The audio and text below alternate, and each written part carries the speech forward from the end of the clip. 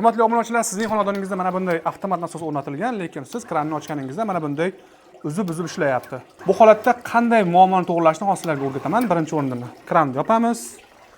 Nasosni elektr rozetkasidan sug'uramiz. Bu yerda mana bunday shaffof qobiqchasi bo'ladi. Buni olib tashlab turib, o'rtada mana bunday yagonagina minus atyorga tushadigan joy bor.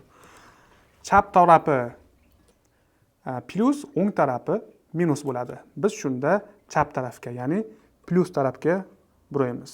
Bitta oborot, ikkita oborot, uchta oborot, to'rtta oborot va nasosni tekshirib ko'ramiz. Hop, kranni ochamiz. Ishlayapti. Kranni yopamiz. O'chyapti. Va mana shunday qilib nasosingiz relasini to'g'rilab olishingiz mumkin. Yanada qiziqarli videolar uchun bizga obuna bo'lishni unutmang.